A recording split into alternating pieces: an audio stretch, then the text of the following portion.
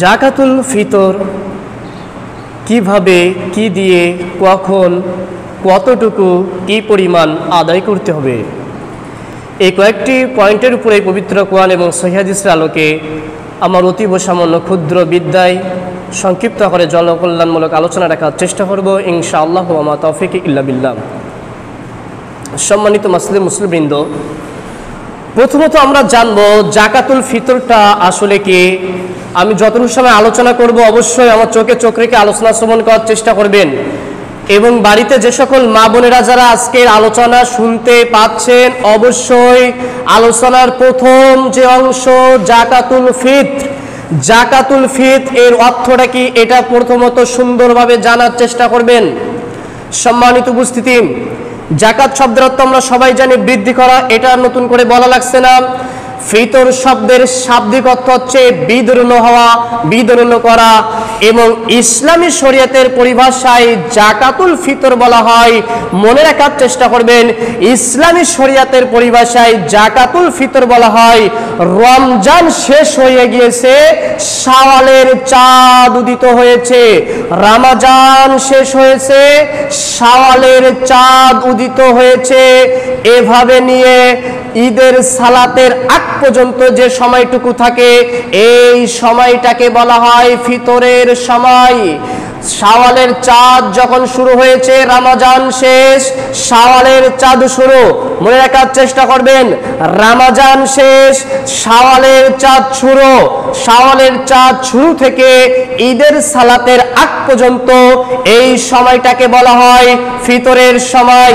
তাহলে আমরা বুঝতে পারলাম ফিতরের সময় কাকে বলে। সম্মানিত উপস্থিতি, কথা উত্তর দিবেন, তাহলে আমার বোঝানোটা সার্থকতা আসবে। নাই একা একা যদি বকে যায় তাহলে কিন্তু কথা বলার সার্থকতা আসে না।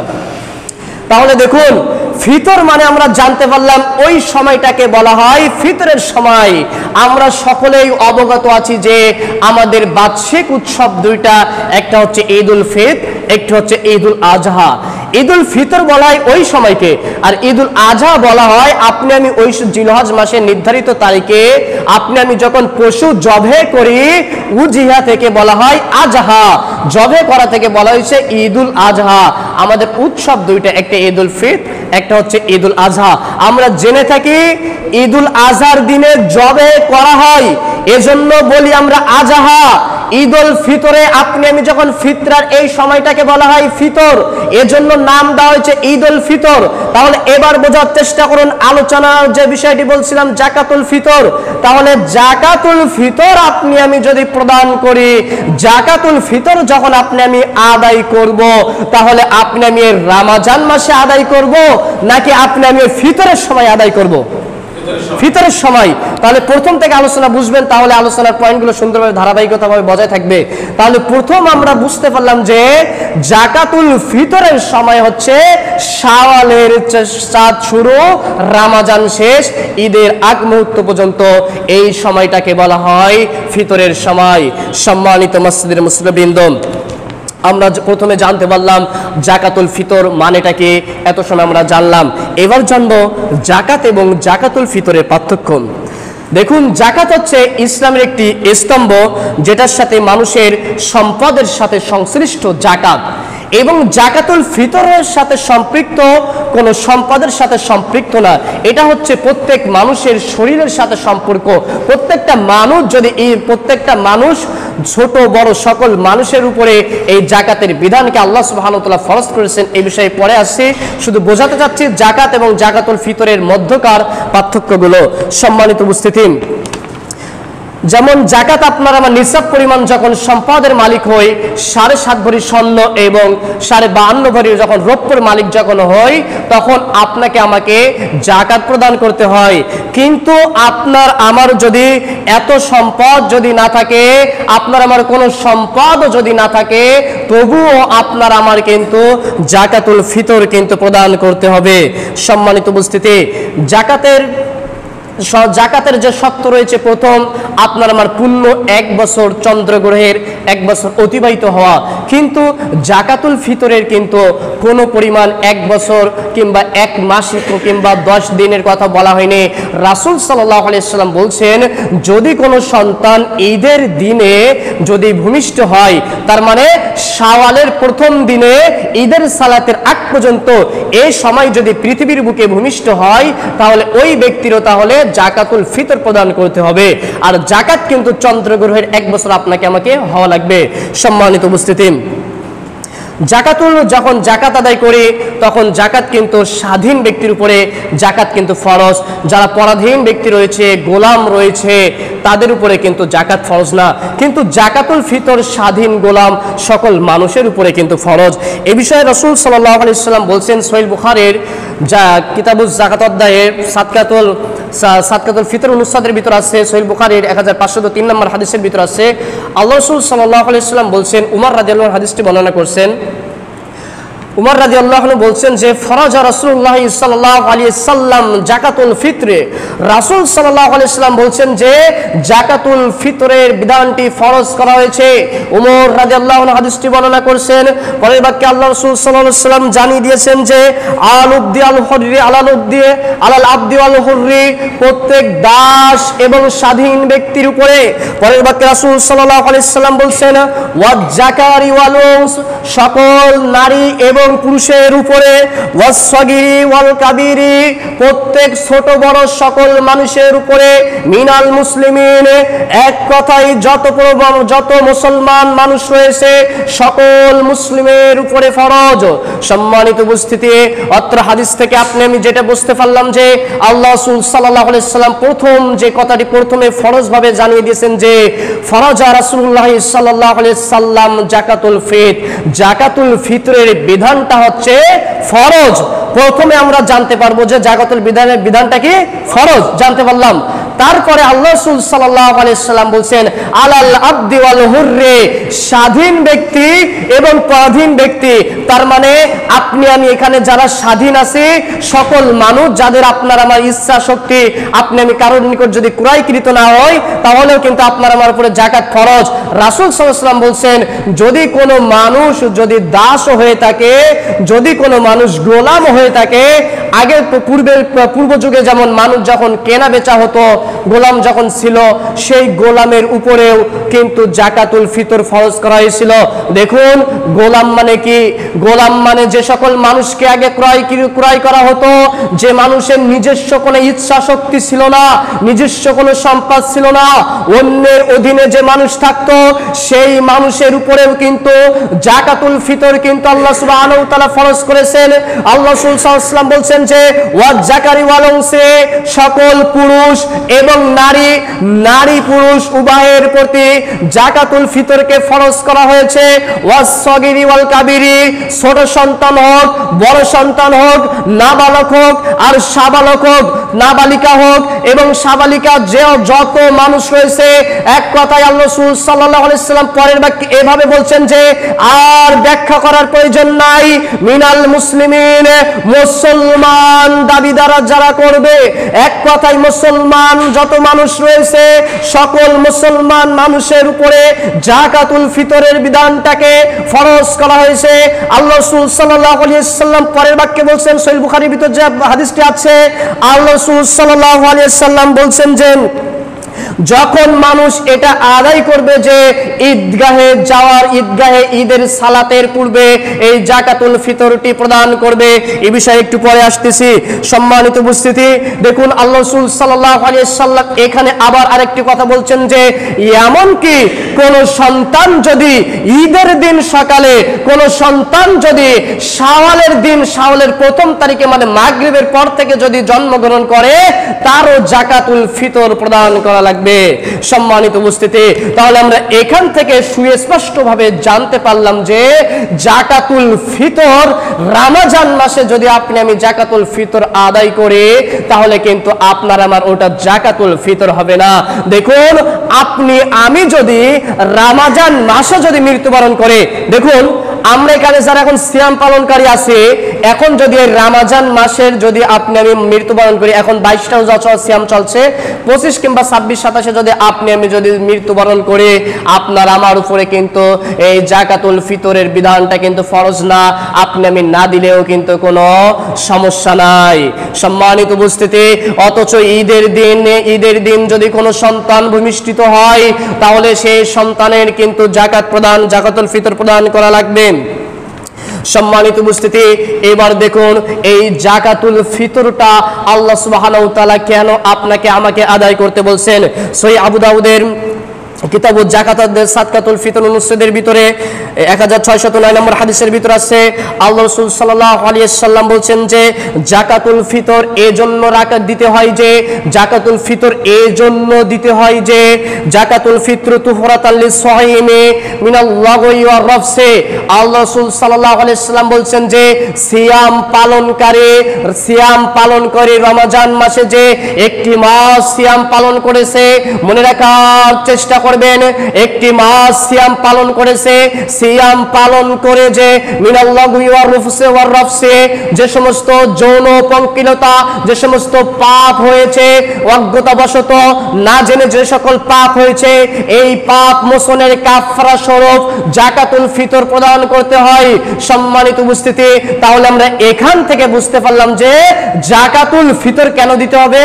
এই সিয়াম থাকা অবস্থায় আপনার আমার যে সমস্ত যৌন পঙ্কিলতা, আল্লাহ রাসূল সাল্লাল্লাহু আলাইহি ওয়াসাল্লাম এই দুইটা কথা বলছেন, যে সমস্ত না বুঝে পাপ, এবং রাফসি বলছেন যৌন পঙ্কিলতা উত্তেজনা বশত যে সকল পাপগুলো হয়ে গিয়েছে, এই পাপের কাফারা স্বরূপ আল্লাহ রাসূল সাল্লাল্লাহু আলাইহি সাল্লাম যাকাতুল ফিতরের বিধানটি দিয়েছেন। তাহলে দেখুন রমজান মাসের যে সকল ভুল ত্রুটি রয়েছে, এটার কাফারা স্বরূপ আপনার আমার যাকাতুল ফিতরের বিধানটি দেওয়া হয়েছে।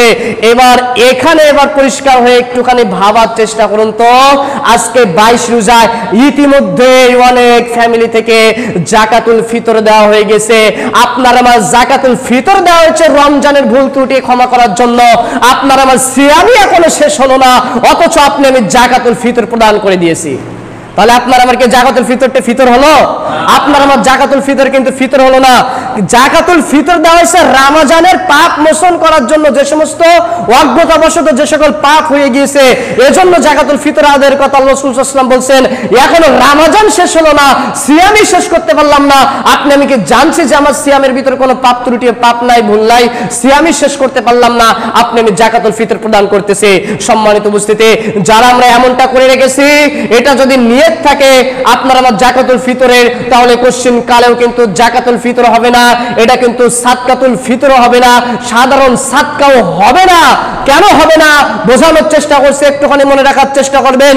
ইবাদত কবুলের পূর্ব শর্ত 3টি, তার ভিতর 2 নাম্বার যেটি, সেটা হচ্ছে রাসূলের পদ্ধতিতে হওয়া। আপনার আমার রাসূলের পদ্ধতি হচ্ছে ঈদের সালাতের পূর্বে হচ্ছে যাকাতুল ফিতর প্রদান করা। বন্টনের কথা পরে বলবো, এবং জমা করার একটা হাদিস আছে, একটু পরে আসতেছি, বোঝার চেষ্টা করুন। ইবাদত কবুলের পূর্ব শর্ত আছে রাসূলের পদ্ধতি করা। রাসূল বলেছে আপনার আমার ঈদের সালাতের পূর্বে আপনি আমি রাসূলের পদ্ধতিতে করছি না, তাহলে আপনি আমি যত প্রকার আপনি আমি দান করি, আর যত প্রকার আপনি আমি সাদকাতুল ফিতর হিসাবে আপনি আমি মানুষের গণ্য করি। একটুখানি বোঝার চেষ্টা করুন।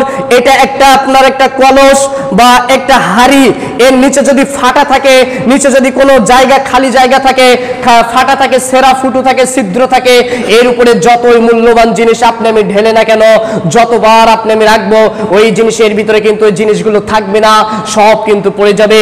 ঠিক তদরূপ ভাবে রাসূলের পদ্ধতিতে যদি না হয়ে থাকে, ওই ইবাদত কিন্তু কোশ্চিন কালেও কবুল হবে না, সাধারণ সাদকা হিসাবেও কিন্তু কবুল হবে না, যদি নিয়ত ওইটা থাকে।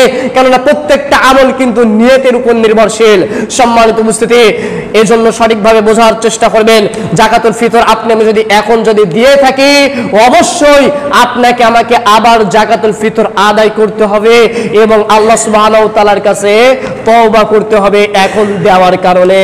সম্মানিত উপস্থিতি, এবার দেখুন এখানে এবার আরেকটি কথা যেটা আসতে পারে যে আমরা অনেকে এবার এখানে ফতোয়া চলে আসে যে যুক্তি খাটাই যে আরে জাকাতুল ফিতর তো দেওয়া হবে তো ফকির মিসকিনকে, তাহলে ফকির মিসকিন ঈদে সুন্দর একটু খাওয়া দাওয়া করবে, পোশাক পাতি পরবে, এজন্য জাকাতুল ফিতর আমরা আগে যদি দিয়ে দেই তাহলে এটা তারা ক্রয় বিক্রয় করে এটা নিয়ে তারা সুন্দরভাবে ঈদটা উদযাপন করতে পারবে।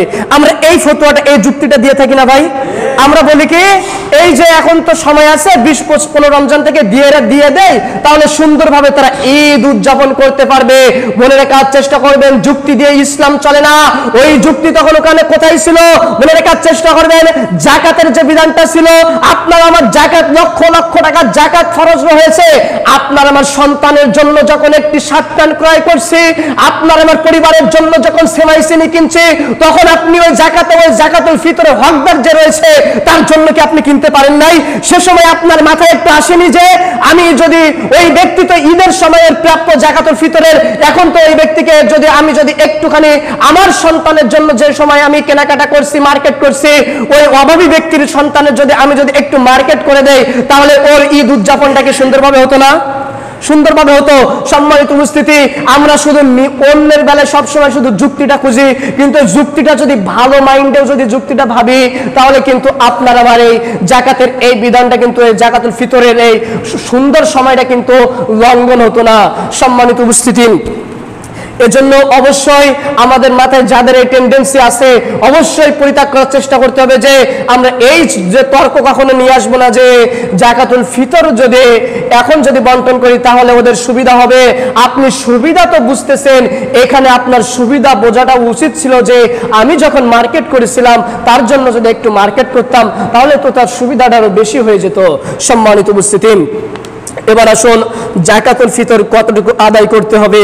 আল্লাহ রাসূল সাল্লাল্লাহু আলাইহি সাল্লাম বলছেন যে জাকাতুল ফিতরের ভিতর যেটি আল্লাহ রাসূল সাল্লাল্লাহু আলাইহি সাল্লাম জাকাতুল ফিতর আদায় করার জন্য বলছেন, সহিহ মুসলিমের 2326 নম্বর হাদিসের ভিতর আছে আল্লাহ রাসূল সাল্লাল্লাহু আলাইহি সাল্লাম বলছেন যে জাকাতুল ফিতরে ফারাজা রাসূলুল্লাহ সাল্লাল্লাহু আলাইহি সাল্লাম জাকাতুল ফিতরে সামিন তামারিন সামিন শাইরিন। আল্লাহ রাসূল সাল্লাল্লাহু আলাইহি সাল্লাম বলছেন জাকাতুল ফিতরকে এক সা পরিমাণ জাকাতুল ফিতরকে ফরজ করা হয়েছে।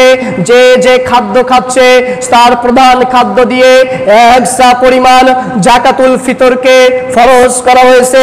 এক সা পরিমাণ খেজুর, একশা পরিমাণ জব, একশা পরিমাণ কিশমিশ, একশা পরিমাণ পনির, যার যেটা প্রধান খাদ্য সেই প্রধান খাদ্য দিয়ে জাকাতুল ফিতর একশা পরিমাণ আদায় করতে হবে।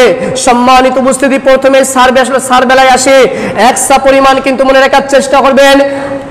এক সা পরিমাণ রাসূল সাল্লাল্লাহু আলাইহি সাল্লামের যুগে যে একটি সা ছিল, ওই সায়ে পাত্রের ভিতরে ধরতো 2.5 কেজি, 2 কেজি 500 গ্রাম এক সা পরিমাণ। এটা রাসূল সাল্লাল্লাহু আলাইহি সাল্লামের যুগের ফিতরা ছিল। এক সা পরিমাণ 2.5 কেজি, 2 কেজি 500 গ্রাম, এটা ছিল রাসূল সাল্লাল্লাহু আলাইহি সাল্লামের পদ্ধতি। এই পদ্ধতি বাদ দিয়ে যদি আমি যদি অন্য কোনো পদ্ধতি অবলম্বন করার চেষ্টা করি তাহলে আপনার আমার কোশ্চিন কালেও জাকাতুল ফিতর আদায় হবে না। সম্মানিত উপস্থিতি, আমাদের সমাজে যে ওয়াদ্দসা ফিতরা প্রচলন যেটি রয়েছে এটাকে একটু ব্যাখ্যা করার চেষ্টা করে সংক্ষেপে বুঝবেন। সে যুগে রাসূল সাল্লাল্লাহু আলাইহি সাল্লামের পরে খলিফা রাশিদানের পরে যখন মুয়াবিয়া রাদিয়াল্লাহু আনহু যখন ক্ষমতায় আসলেন তখন তিনি সিরিয়া থেকে যখন খেজুর আমদানি করলেন তখন ওই খেজুরের যতটুকু মূল্য ছিল তার অর্ধেক মূল্য ছিল জবের, সেই গম অর্ধেক মনে করেছিলেন ওই সম পরিমাণের মূল্য। তাই তখন তিনি এটা গবেষণা করেছিলেন, সিদ্ধান্ত নিয়েছিলেন যে এটার অর্ধেক হবে, এটার যে একশা পরিমাণ যতটুকু তার হচ্ছে অর্ধেক দাম হবে, তার অর্ধেক দাম হবে এই গম।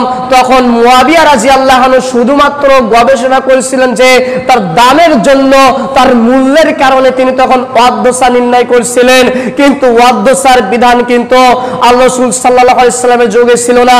এবার এখানে দেখুন মুয়াবিয়া রাদিয়াল্লাহু আনহু যখন এই বিধানটি যখন প্রচলন করছিলেন সেখানে এই হাদিসটি কিভাবে গ্রহণযোগ্য হচ্ছে না দেখুন।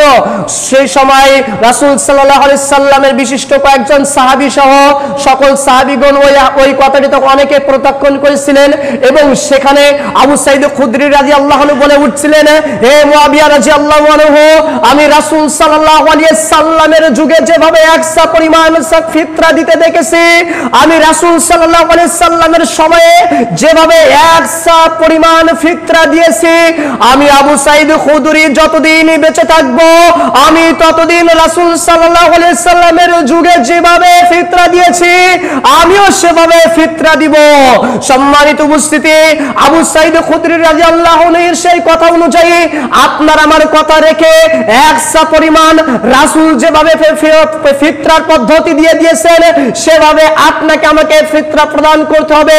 অন্যথায় যদি আপনি আমি হাদাসা ফিতরা প্রদান করি, ওই ফিতরা কোশ্চিন কালেও ওই ফিতরা রাসূলের ফিতরা হিসেবে গ্রহণযোগ্য হবে না।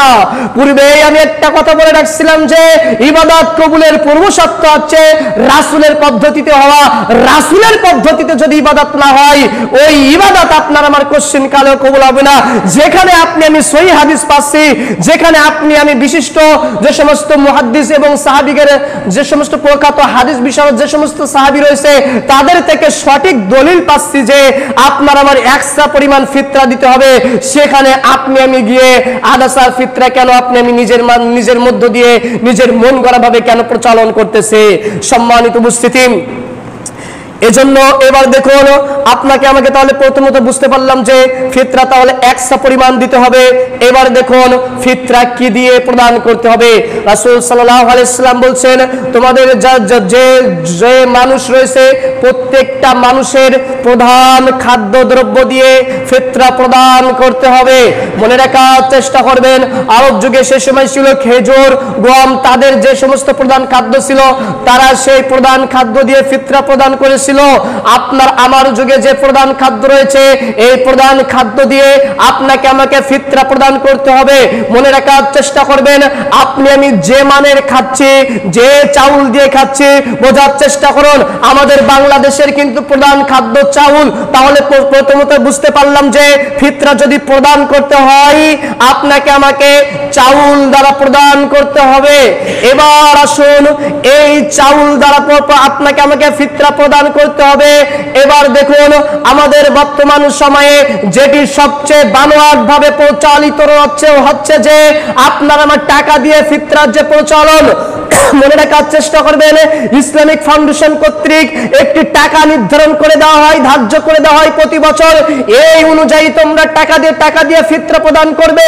মনে রাখার চেষ্টা করবেন যে সকল মাথা পিছু আকারে গড় করে বলছে যে এত টাকা ফিতরা প্রদান করতে হবে, এত টাকা এবার মাথা পিছু করে ফিতরা নির্ধারণ করা হলো। মনে রাখার চেষ্টা করবেন যেখানে রাসূল সাল্লাল্লাহু আলাইহি সাল্লাম বলছেন যে তোমরা খাদ্য খাও প্রধান খাদ্য দিয়ে ফিতরা প্রদান করবে। এবার মনে রাখার চেষ্টা করবেন তো যদি আপনার আমার ফিতরা যদি 300 টাকা যদি নির্ধারণ করে দেওয়া হয়, কথার কথা আপনি আমার যদি 300 টাকা নির্ধারণ করে দেওয়া হয়, 50 টাকা কেজি চাউলের যদি আপনার আমার নির্ধারণ করে দেওয়া হয়, মনে রাখার চেষ্টা করবেন একটি গ্রাম্য কৃষক, একটি রিক্সা চালক, একটি খেটে খাওয়া মানুষ কিন্তু 50 টাকা বা 60 টাকা দামের দরের চাউল খেয়ে থাকে, কিন্তু একটি মিনিস্টার যে ব্যক্তি অনেক টাকা পয়সার মালিক রয়েছে, ধনী ব্যক্তি, সে কিন্তু ওই 50 টাকা দামের চাউল 30 টাকা দামের চাউল কিন্তু খান না। ওই ব্যক্তি কিন্তু 80-90 টাকা দামের বা তার বেশি টাকা দামের চাউল কিন্তু খেয়ে থাকেন। তাহলে এবার দেখুন তো ওই রিক্সা চালকের খাদ্য এবং ওই মিনিস্টারের খাদ্য একই হচ্ছে না। তাহলে আপনি আমি যদি ওই ধার্যকৃত টাকা দিয়ে যদি ফিতরা প্রদান করি, প্রথমত এটা কিন্তু ওই টাকাটা কিন্তু সবার বেলায় একরকম হচ্ছে না। টাকার কথা পরে আসতেছি, কিন্তু প্রথমত ওই যে টাকা সবার বেলায় একই রকম বন্টন কিন্তু হচ্ছে না। তাহলে প্রথমত বুঝতে পারলাম ওই সমপরিমাণ যে টাকাটার ধার্য করা হচ্ছে, ওই টাকা যেটা সকলকে যেটা মাথা পিছু করে দেওয়া হচ্ছে, ওই টাকাটা দিয়ে ফিতরা হবে না। এবার আসার বোঝার চেষ্টা করুন যে আপনার আমার এবার ওই টাকা দিয়ে এবার ফিতরা হবে কি। মনে রাখার চেষ্টা করবেন এত সময় জানছিলাম মাথা পিছু ভাবে, মনে রাখার চেষ্টা করবেন। এখানে আরেকটি কথা জানিয়ে দেই, আপনি আমি যদি 10 টাকা দামের কেজির চাউল খেয়ে থাকি, আপনাকে আমাকে সেই 10 টাকা দামের চাউলের ফিতরা প্রদান করতে হবে। আপনি আমি যদি 40 টাকা কেজির চাউল খেয়ে থাকি, সেই 40 টাকা কেজির চাউল প্রদান করতে হবে। আপনি আমি যদি 70 টাকা দামের চাউলের কেজি কেজি খেয়ে থাকি, আপনাকে আমাকে সেই 70 টাকার চাউলের ফিতরা প্রদান করতে হবে। অন্যথায় আপনি আমি যদি কোনো মানুষের ধার্যকৃত যেটা দেওয়া আছে এই অনুযায়ী যদি ফিতরা প্রদান করি, এই ফিতরা কোশ্চিন কালেও আপনার আমার ফিতরা হবে না। সম্মানিত উপস্থিতি, দেখুন এবার টাকার বেলায় আসুন। দেখুন টাকা দিয়ে কিভাবে প্রচলন রয়েছে, বোঝার চেষ্টা করুন। রাসূল সাল্লাল্লাহু আলাইহি সাল্লাম, দেখুন রাসূল সাল্লাল্লাহু আলাইহি সাল্লাম যাকাতের বিধান কিসের মাধ্যমে দিয়েছেন ভাই? সম্পদের টাকার মাধ্যমে, তাই না? দেখুন আজকে আমরা কিভাবে ইসলামকে উল্টাতে উল্টাতে কতটুকু উল্টাইছি, ইসলামকে কিভাবে বিকৃতি করেছি। যাকাত দিতে বলেছে, সম্পদের যাকাত নগদ অর্থ, আপনার আমার নগদ অর্থ দিতে বলা হয়েছে যাকাতকে। আপনি আমি সেই টাকাটা সেই হকদারকে না দিয়ে আপনি আমি সেই হকদারকে দিচ্ছি শাড়ি কিনে, জামা কিনে, গেঞ্জি কিনে আপনি আমি হকদারকে দিচ্ছি। দেখুন কিভাবে প্রত্যেকটা ইসলামের প্রত্যেকটা সেক্টরে সেক্টরে কিভাবে ধ্বংস করাইছে, বিকৃতি করাইছে। দেখুন যাকাতের বিধান বলা হয়েছে টাকা দিতে, আর আপনি আমি সেখানে নিজে ইচ্ছা মতো গিয়ে শাড়ি কিনে দিচ্ছে। সম্মানিত উপস্থিতি, দেখুন ফিতরার কথা বলা হয়েছে চাউল দিয়ে, আপনি আমি সেখানে মাতব্বরি করে সেখানে আপনি আমি টাকা দিয়ে দিচ্ছে। সম্মানিত উপস্থিতি, মনে রাখার চেষ্টা করবেন।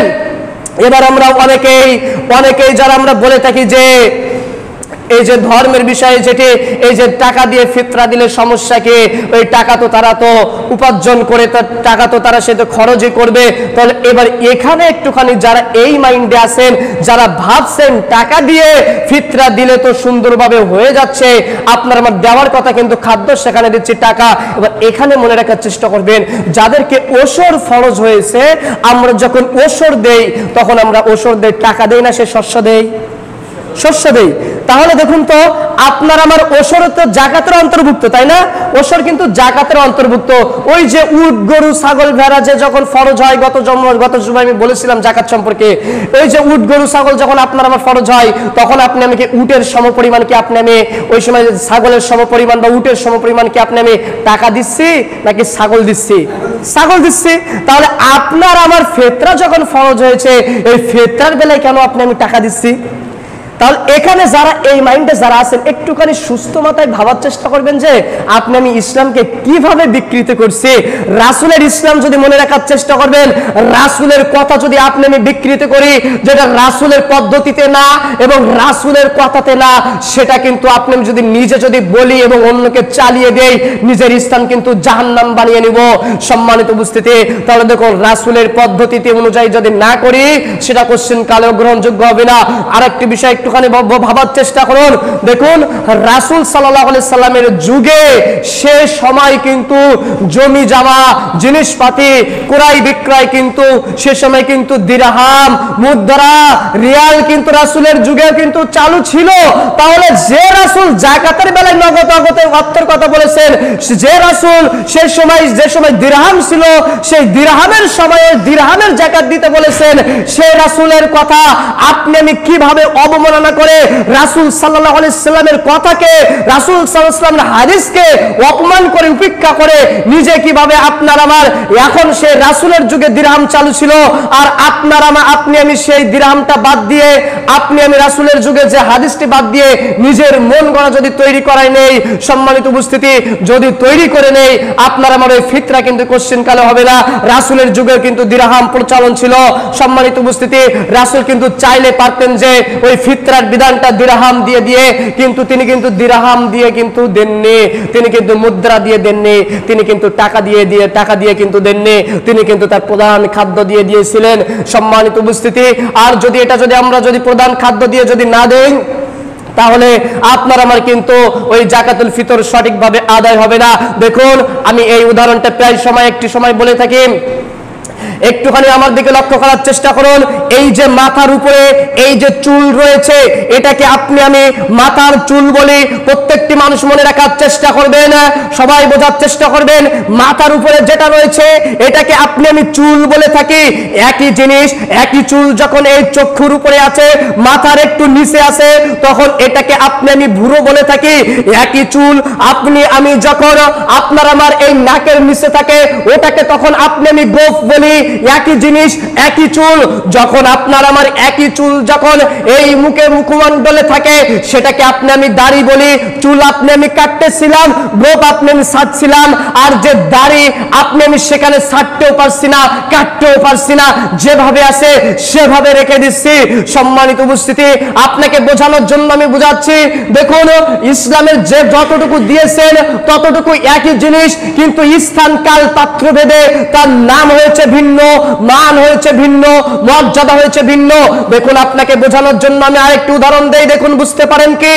দেখুন, জোহরের সময় আপনি আমি যখন ইকামাত বিহীন যখন 4 রাকাত সালাত আদায় করি, মনে রাখার চেষ্টা করবেন, জোহরের সময় আপনি আমি ইকামাত বিহীন যখন 4 রাকাত সালাত আদায় করি, সেই সালাতকে আপনি আমি জোহরের 4 রাকাত সুন্নাত সালাত বলি। একই সালাত যখন আপনি আমি ইকামাত দিয়ে যখন সালাত আদায় করি, 4 রাকাত 2 বইটাকে যখন আদায় করে থাকি, তখন আপনি আমি জোহরের ফরজ 4 রাকাত সালাত বলে থাকি। একই সালাত যখন আপনি আমি ইকামাত দিয়ে 4 রাকাত 2 বইটাকে আদায় করে থাকি, তখন আপনি আমি আসরের ফরজ 4 রাকাত সালাত বলে থাকি। মনে রাখার চেষ্টা করবেন, 2 বইটাকে 3 রাকাত সালাতকে আপনি আমি মাগরিবের ফরজ সালাত বলে থাকি। 2 বইটাকে 3 রাকাত সালাতকে মাগরিবের ফরজ সালাত বলে থাকি। একই সালাত, মনে রাখার চেষ্টা করবেন, যখন আপনি আমি ঈশার ভেতরের সালাত আদায় করি, আপনি আমি কোন বৈঠক ছাড়াই 3 রাকাত সালাত যখন আদায় করে থাকি, সেটাকে আপনি আমি ভিতরের সালাত বলে থাকি। দেখুন, ওই সময় বলেছি মাগরিবের সালাত 3 রাকাত, আবার এই সময় বলতেছি একই সালাত কোন বৈঠক নাই, তারপরেও 3 রাকাত আদায় করছি, এটাকে আপনি আমি ভিতরের সালাত বলে থাকছি। সম্মানিত উপস্থিতি, তার মানে বোঝাতে চাচ্ছি যে একই জিনিস, কিন্তু স্থান কাল পাত্র ভেদে তার সম্মান হয়েছে ভিন্ন। আরেকটি উদাহরণ দেই, তাহলে আপনি পরিষ্কার হয়ে যাবেন। দেখুন, আপনি আমি যদি এখন বাজার থেকে মার্কেট থেকে একটি ছাগল ক্রয় করে নিয়ে এসে বাড়িতে যদি এখন জবে করে মানুষকে খাওয়াই, এটা আপনি আমি বাড়িতে মেহমান আসলে তখন বলি মেহমানদারিতার ছাগল, এটাকে আপনি আমি মেহমানদারিতার ছাগল বলে থাকি। একই ছাগল যখন সন্তান জন্মগ্রহণের 7ম দিনে যখন জবে করি, ওই ছাগলকে আপনি আমি তখন বলে থাকি আকিকার ছাগল। একই ছাগল আপনি আমি যখন জিলহজ মাসের 10 তারিখে 9-10 11 10 তারিখে নির্ধারিত তারিখে যদি আপনি আমি জবে করে থাকি, ওই ছাগলকে আপনি আমি বলি কুরবানির ছাগল।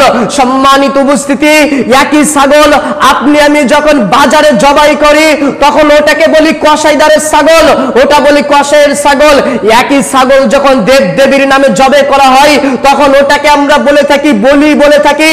দেখুন, একই জিনিস, একই জিনিস, সবকিছু একই, কিন্তু তার জায়গা অনুযায়ী, স্থান অনুযায়ী, কাল অনুযায়ী, পাত্রভেদ অনুযায়ী সম্মান হয়েছে ভিন্ন, মান হয়েছে ভিন্ন, মর্যাদা হয়েছে ভিন্ন।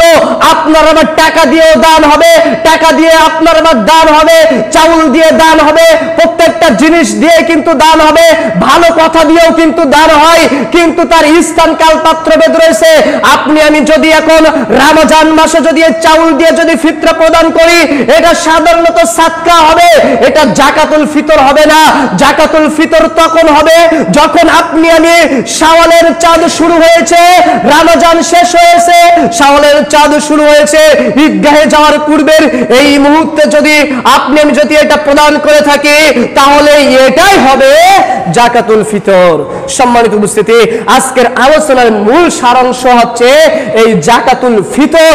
আর এই ফিতরটা আমরা এখানে সবাই আলহামদুলিল্লাহ আমরা তো 100 পরিমাণই দেই, কিন্তু এটাই হচ্ছে আমাদের সবচেয়ে বড় বেশি, আমাদের ভিতরে সবচেয়ে বেশি বিশৃঙ্খলা দেখা দেয়। জাকাতুল ফিতরটি কখন প্রদান করব, এজন্য আমি এই উদাহরণগুলো একটু আপনাদেরকে আমি বেশি দিয়ে বোঝাইছি। সম্মানিত উপস্থিতি, যাতে করে আপনাদের ভিতরে আর কখনো এই সমস্যাগুলো সৃষ্টি না হয়। আপনি অন্যথায় যদি রমজান যদি জাকাত দেওয়া জাকাতুল ফিতর দিয়ে দেই, মনে রাখার চেষ্টা করবেন কোশ্চেন কালেও আপনার আমার এই জাকাতুল ফিতর আদায় হবে না। সম্মানিত উপস্থিতি, এবার দেখুন এই জাকাতুল ফিতরটি কখন বন্টন করতে হবে।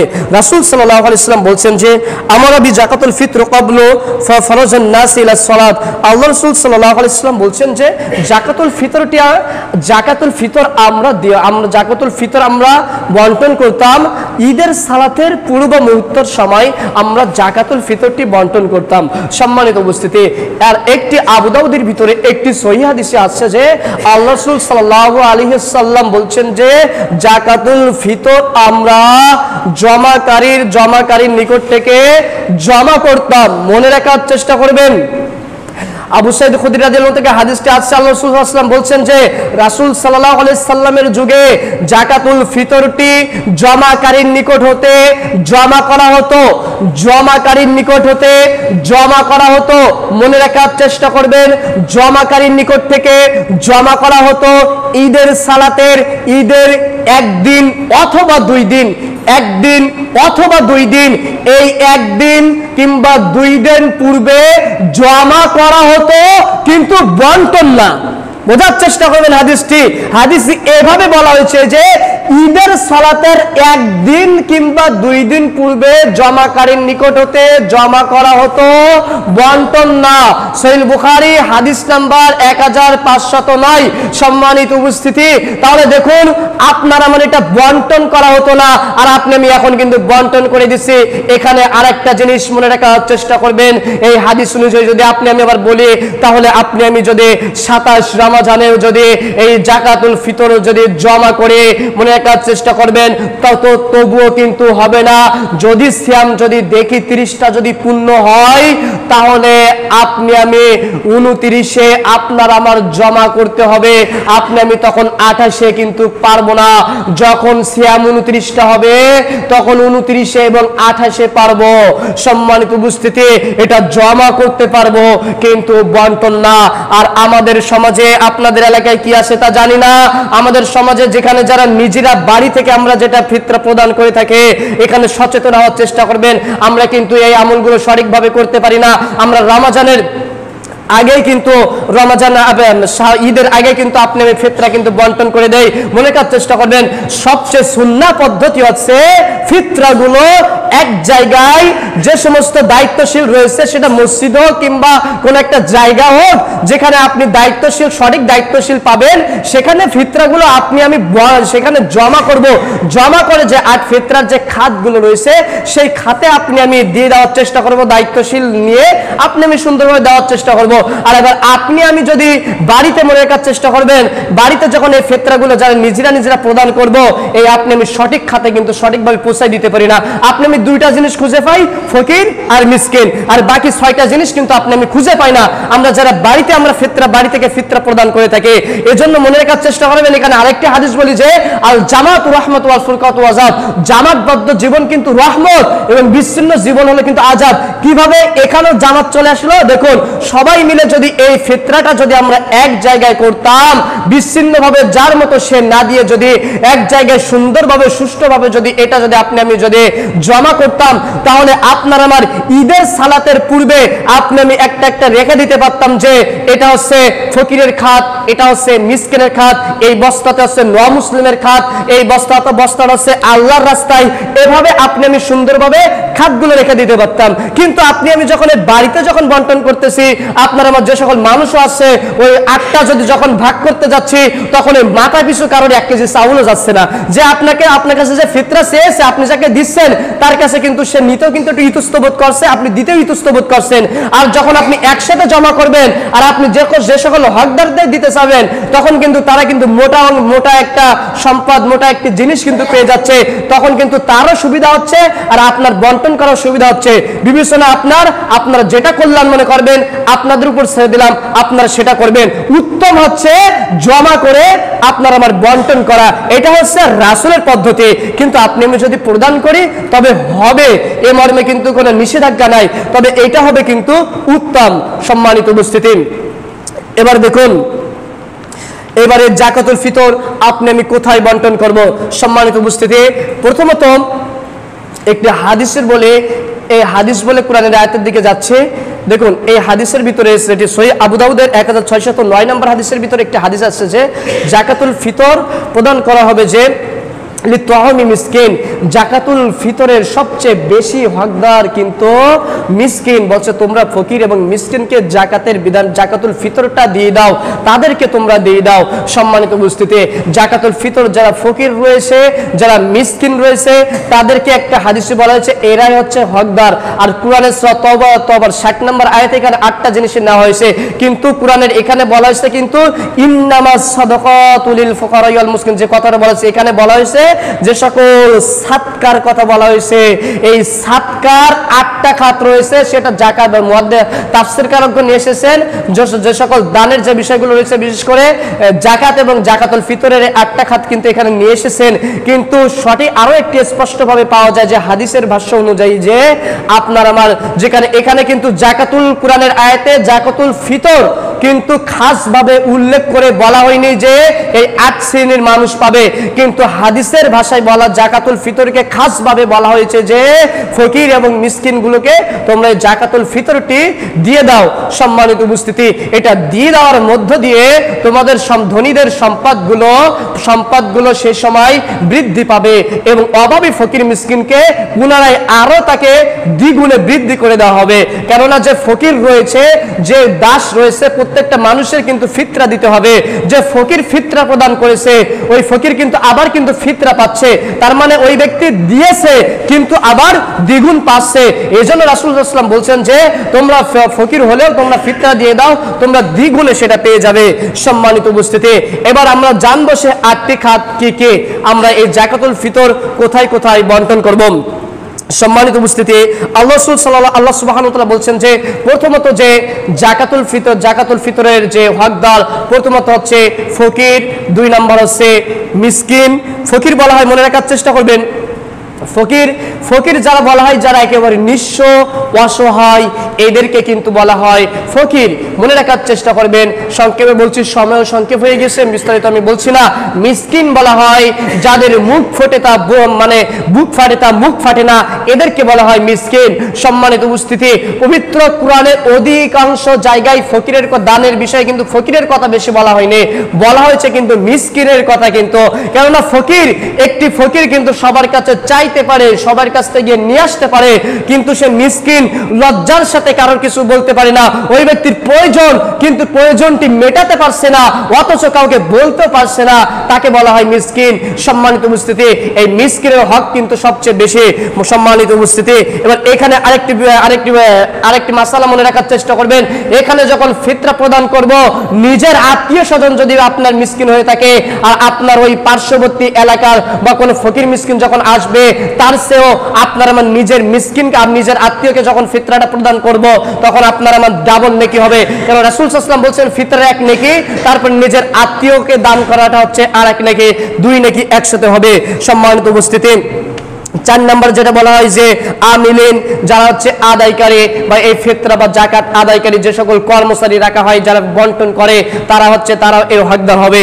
সম্মানিত উপস্থিতি, 4 নম্বর যেটা বলা হয় মুসলিম বলতে মনে রাখার চেষ্টা করবেন, এখানে বলা হয়েছে মুসলিম বলতে যারা নতুন ইসলাম গ্রহণ করেছে বা ইসলাম গ্রহণ করতে আকৃষ্ট, কিন্তু তার জীবন, তার সম্পদ, তার সকল কিছু নষ্ট হয়ে যাওয়ার, তার সকল কিছু ছিনিয়ে নেওয়ার জন্য ছিনিয়ে নিয়ে চলে যাচ্ছে মানুষ, যে ইসলাম ধর্ম গ্রহণ করবে অথচ ঠাঁই পাচ্ছে না, এই সকল মুসলিম তারাই কিন্তু এর হকদার। কিন্তু আমাদের সময়ে কিন্তু বর্তমান সময়ে সবচেয়ে একটি বেশি গ্রাস করেছে যে আপনারা আমার যারা কিন্তু 20 বছর আগেও যাদের মুসলিম দেখতাম এখনো তারা হচ্ছে মুসলিম, এদের কিন্তু আমি যদি মনে করে থাকি এরা হচ্ছে মুসলিম, তাহলে কিন্তু হবে না। সম্মানিত উপস্থিতি, আপনারা আমার দেখতে হবে যারা মুসলিম মানে আমরা সবাই জানি নতুন মুসলমান যারা হচ্ছে কিংবা নতুন মুসলমান যারা হয়েছে। সম্মানিত উপস্থিতি, 5 নম্বর যেটা হচ্ছে দাস মুক্তি। এখানে কিন্তু বর্তমান সময়ে এই যুগে কিন্তু এই দাস কিন্তু বর্তমানে এই দাস প্রথা কিন্তু নাই, কিন্তু কোনো কয়েদি যদি হয়ে থাকে, কোনো মাজলুম অবস্থায় যদি কারাগারে যদি ভোগ করে, তার পিছনে যদি আপনার আমার খরচ করা লাগে, আপনি আমি সেই হিসাবে এই দাস মুক্তির আয়াত অনুযায়ী আপনি আমি ওই কয়েদিকে আপনি আমি মুক্ত করতে পারবো। সম্মানিত উপস্থিতি, 6 নম্বরে আল্লাহ সুবহানাহু ওয়া তাআলা যেটা বলছেন যে ঋণগ্রস্ত ব্যক্তি, যে সকল মানুষ যার ঋণ রয়েছে এবং যে সম্পদ রয়েছে তার সম্পদের চেয়েও বেশি ঋণ রয়েছে এই ব্যক্তি। এবং এখানে আরেকটি, যেমন মিসকিনের কথা বলছিলাম, এখানে আরেকটি বিষয় চলে আসছে যে ঋণ মুক্তি, যে ব্যক্তির ঋণ আছে কিংবা ঋণ আছে কিন্তু সম্পদের অনুযায়ী ঋণ তার বেশি। এবং এখানে বলা হচ্ছে যে কোনো ব্যক্তির যদি সম্পদও নাই, ওই ব্যক্তি আরো বেশি ঋণ, তাহলে ওই ঋণ ব্যক্তি কিন্তু বেশি কিন্তু অগ্রাধিকার পাবে। সম্মানিত উপস্থিতি, 7 নম্বর যেটা আল্লাহর রাস্তায়, 8 নম্বর যেটা মুসাফির, এমন মুসাফির যে কোথা থেকে আসছে, তার কাছে কোনো টাকা পয়সা নাই, বিপদে পড়ে গেছে, সময়ের সঙ্গে বেশি বিস্তারিত আলোচনা করলাম না। এই 8 খাতে আমি ব্যয় করার চেষ্টা করব এবং আপনাদের দৃষ্টি আকর্ষণ করে আমি আরেকটা হাদিস বলে আলোচনা গুটিয়ে